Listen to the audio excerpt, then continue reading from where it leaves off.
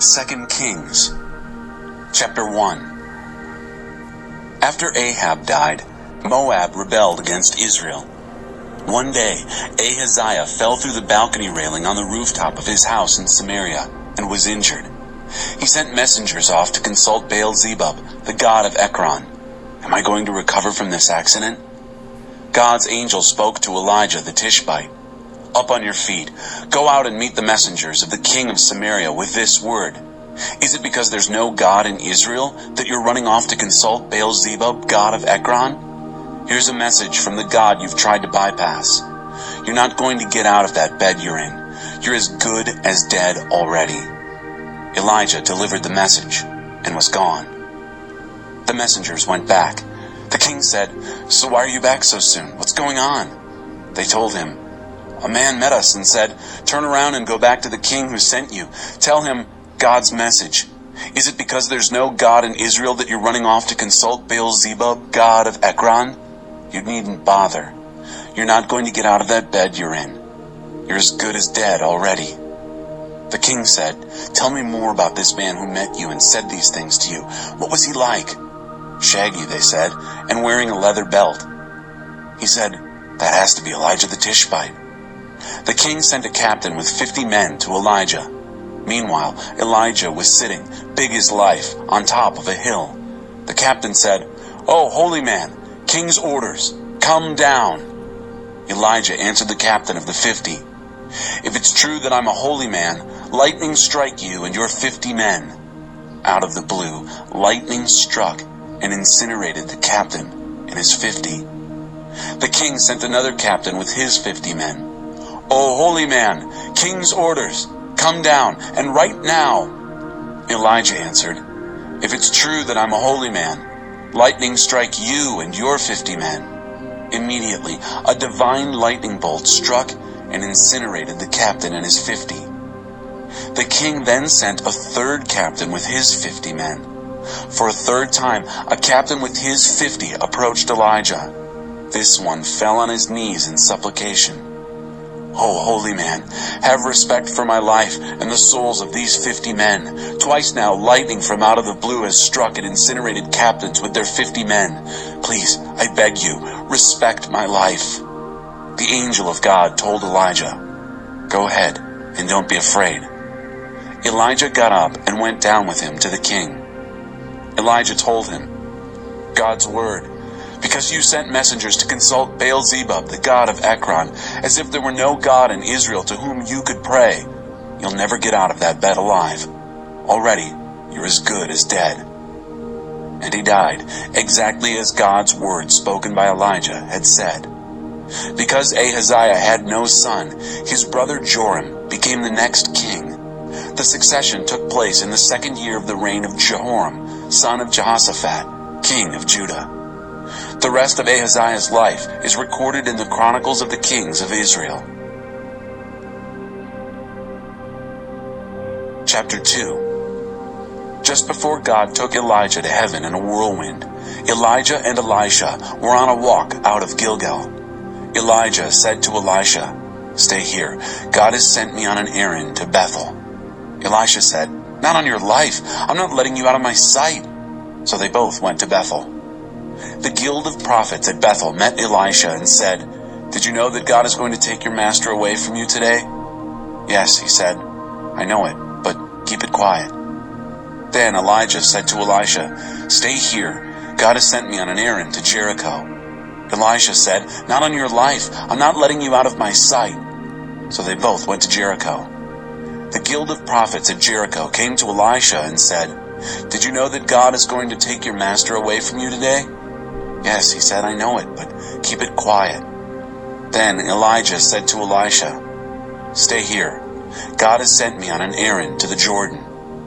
Elisha said, "Not on your life. I'm not letting you out of my sight." And so the two of them went their way together. Meanwhile, 50 men from the guild of prophets gathered some distance away while the two of them stood at the Jordan. Elijah took his cloak, rolled it up, and hit the water with it. The river divided, and the two men walked through on dry land.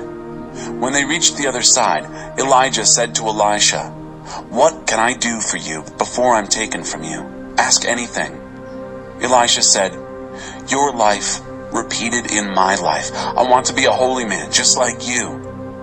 "That's a hard one," said Elijah, "but if you're watching what I'm taking from you, you'll get what you've asked for, but only if you're watching." And so it happened. They were walking along and talking.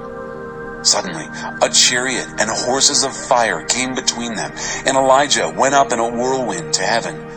Elisha saw it all and shouted, my father, you, the chariot and cavalry of Israel!" When he could no longer see anything, he grabbed his robe and ripped it to pieces. Then he picked up Elijah's cloak that had fallen from him, returned to the shore of the Jordan, and stood there. He took Elijah's cloak, all that was left of Elijah, and hit the river with it, saying, "Now where is the God of Elijah? Where is he?"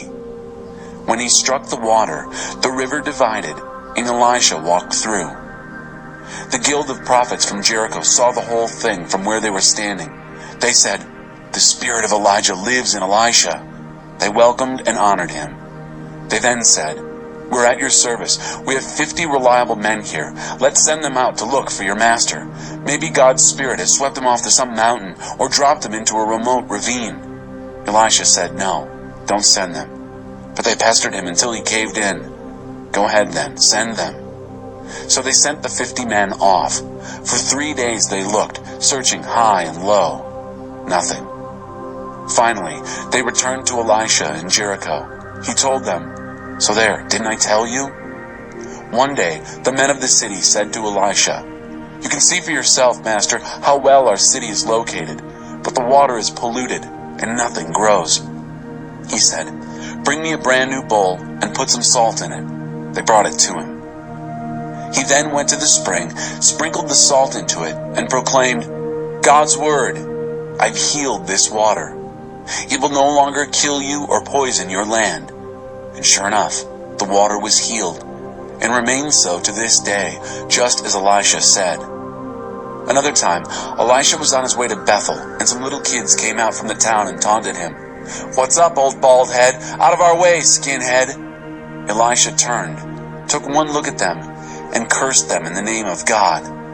2 bears charged out of the underbrush and knocked them about, ripping them limb from limb. 42 children in all. Elisha went on to Mount Carmel and then returned to Samaria. Chapter 3. Joram of Israel.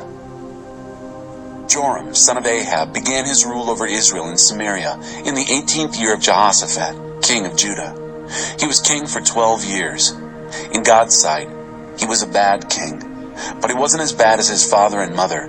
To his credit, he destroyed the obscene Baal stone that his father had made.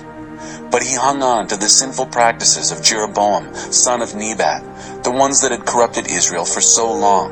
He wasn't about to give them up. King Mesha of Moab raised sheep. He was forced to give the king of Israel 100,000 lambs and another 100,000 rams. When Ahab died, the king of Moab rebelled against the king of Israel. So King Joram set out from Samaria and prepared Israel for war. His first move was to send a message to Jehoshaphat, king of Judah. "The king of Moab has rebelled against me. Would you join me and fight him?"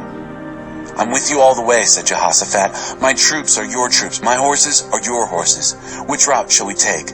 "Through the badlands of Edom." The king of Israel, the king of Judah, and the king of Edom started out on what proved to be a looping detour. After 7 days, they had run out of water for both army and animals. The king of Israel said, "Bad news. God has gotten us 3 kings out here to dump us into the hand of Moab." But Jehoshaphat said, "Isn't there a prophet of God anywhere around through whom we can consult God?" One of the servants of the king of Israel said, "Elisha, son of Shaphat, is around somewhere, the one who was Elijah's right-hand man." Jehoshaphat said, "Good, a man we can trust." So the 3 of them, the king of Israel, Jehoshaphat, and the king of Edom, went to meet him. Elisha addressed the king of Israel. "What do you and I have in common? Go consult the puppet prophets of your father and mother." "Never," said the king of Israel. "It's God who has gotten us into this fix, dumping all 3 of us kings into the hand of Moab." Elisha said, As God of the angel armies lives, and before whom I stand ready to serve, if it weren't for the respect I have for Jehoshaphat, king of Judah, I wouldn't give you the time of day. But considering, bring me a minstrel. When a minstrel played, the power of God came on Elisha. He then said, God's word, dig ditches all over this valley. Here's what will happen. You won't hear the wind, you won't see the rain. But this valley is going to fill up with water, and your army and your animals will drink their fill. This is easy for God to do. He will also hand over Moab to you. You will ravage the country, knock out its fortifications, level the key villages, clear-cut the orchards, clog the springs, and litter the cultivated fields with stones. In the morning, it was at the hour of morning sacrifice. The water had arrived, water pouring in from the west, from Edom, a flash flood filling the valley with water. By this time, everyone in Moab had heard that the kings had come up to make war against them. Everyone who was able to handle a sword was called into service and took a stand at the border. They were up and ready early in the morning when the sun rose over the water. From where the Moabites stood, the water reflecting the sun looked red, like blood. Blood! Look at the blood, they said. The kings must have fought each other. A bloody massacre. Go for the loot, Moab. When Moab entered the camp of Israel, the Israelites were up on their feet, killing Moabites right and left. The Moabites running for their lives, Israelites relentless in pursuit. A slaughter. They leveled the towns, littered the cultivated fields with rocks, clogged the springs, and clear-cut the orchards. Only the capital, Kir-Hareseth, was left intact, and that not for long. It too was surrounded and attacked with thrown and flung rocks. When the king of Moab realized that he was fighting a losing battle, he took 700 swordsmen to hack a corridor past the king of Edom, but they didn't make it. Then he took his son, his firstborn who would succeed him as king, and sacrificed him on the city wall. That set off furious anger against Israel. Israel pulled back and returned home. Chapter 4. One day, the wife of a man from the guild of prophets called out to Elisha, Your servant, my husband, is dead. You well know what a good man he was, devoted to God. And now, the man to whom he was in debt is on his way to collect by taking my 2 children as slaves. Elisha said, I wonder how I can be of help. Tell me, what do you have in your house? Nothing, she said. Well, I do have a little oil. Here's what you do, said Elisha. Go up and down the street and borrow jugs and bowls from all your neighbors, and not just a few, all you can get. Then come home and lock the door behind you, you and your sons. Pour oil into each container. When each is full, set it aside. She did what he said. She locked the door behind her and her sons. As they brought the containers to her, she filled them. When all the jugs and bowls were full, she said to one of her sons, Another jug, please. He said, That's it. There are no more jugs. Then the oil stopped. She went and told the story to the man of God. He said, Go sell the oil and make good on your debts. Live, both you and your sons, on what's left. One day, Elisha passed through Shunem. A leading lady of the town talked him into stopping for a meal. And then it became his custom.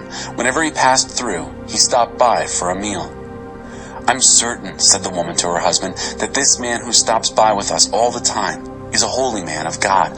Why don't we add on a small room upstairs and furnish it with a bed and desk, chair and lamp, so that when he comes by, he can stay with us? And so it happened that the next time Elisha came by, he went to the room and lay down for a nap. Then he said to his servant, Gehazi, Tell the Shunammite woman I want to see her. He called her and she came to him. Through Gehazi, Elisha said, You've gone far beyond the call of duty in taking care of us. What can we do for you? Do you have a request we can bring to the king or to the commander of the army? She replied, Nothing. I'm secure and satisfied in my family. Elisha conferred with Gehazi. There's got to be something we can do for her. But what? Gehazi said, Well, she has no son, and her husband is an old man. Call her in, said Elisha. He called her, and she stood at the open door. Elisha said to her, This time next year, you're going to be nursing an infant son." "Oh, my master, oh holy man," she said, "don't play games with me, teasing me with such fantasies." The woman conceived. A year later, just as Elisha had said, she had a son. The child grew up. One day he went to his father, who was working with the harvest hands, complaining, "My head, my head." His father ordered a servant, "Carry him to his mother." The servant took him in his arms and carried him to his mother. He lay on her lap until noon and died. She took him up and laid him on the bed of the man of God, shut him in alone, and left. She then called her husband. "Get me a servant and a donkey so I can go to the holy man. I'll be back as soon as I can." "But why today? This isn't a holy day. It's neither new moon nor Sabbath." She said, "Don't ask questions. I need to go right now. Trust me." She went ahead and saddled the donkey, ordering her servant, "Take the lead and go as fast as you can. I'll tell you if you're going too fast." And so off she went. She came to the holy man at Mount Carmel. The holy man, spotting her while she was still a long way off, said to his servant Gehazi, "Look out there. Why, it's the Shunammite woman. Quickly now, ask her, is something wrong? Are you all right? Your husband, your child?" She said, "Everything's fine." But when she reached the holy man at the mountain, she threw herself at his feet and held tightly to him. Gehazi came up to pull her away, but the holy man said, "Leave her alone. Can't you see that she's in distress? But God hasn't let me in on why. I'm completely in the dark." Then she spoke up. "Did I ask for a son, master? Didn't I tell you, don't tease me with false hopes?" He ordered Gehazi, "Don't lose a minute. Grab my staff and run as fast as you can. If you meet anyone, don't even take time to greet him. And if anyone greets you, don't even answer. Lay my staff across the boy's face." The boy's mother said, "As sure as God lives and you live, you're not leaving me behind." And so Gehazi let her take the lead and followed behind. But Gehazi arrived first and laid the staff across the boy's face. But there was no sound, no sign of life. Gehazi went back to meet Elisha and said, "The boy hasn't stirred." Elisha entered the house and found the boy stretched out on the bed, dead. He went into the room and locked the door, just the two of them in the room, and prayed to God. He then got into bed with the boy and covered him with his body, mouth on mouth, eyes on eyes, hands on hands. As he was stretched out over him like that, the boy's body became warm. Elisha got up and paced back and forth in the room. Then he went back and stretched himself upon the boy again. The boy started sneezing. 7 times he sneezed and opened his eyes. He called Gehazi and said, "Get the Shunammite woman in here." He called her and she came in. Elisha said, "Embrace your son." She fell at Elisha's feet, face to the ground in reverent awe. Then she embraced her son and went out with him. Elisha went back down to Gilgal. There was a famine there. While he was consulting with the guild of prophets, he told his servant, "Put a large pot on the fire and cook up some stew for the prophets." One of the men went out into the field to get some herbs. He came across a wild vine and picked gourds from it, filling his gunny sack. He brought them back, sliced them up, and put them in the stew, even though no one knew what kind of plant it was. The stew was then served up for the men to eat. They started to eat, and then exclaimed, "Death in the pot, O man of God, death in the pot!" Nobody could eat it. Elisha ordered, "Get me some meal." Then he sprinkled it into the stew pot. "Now serve it up to the men," he said. They ate it, and it was just fine. Nothing wrong with that stew. One day, a man arrived from Elisha. He brought the man of God 20 loaves of fresh baked bread from the early harvest, along with a few apples from the orchard. Elisha said, "Pass it around for the people to eat." His servant said, "For 100 men? There's not nearly enough." Elisha said, "Just go ahead and do it. God says there's plenty." Sure enough, there was. He passed around what he had. They not only ate, but had leftovers.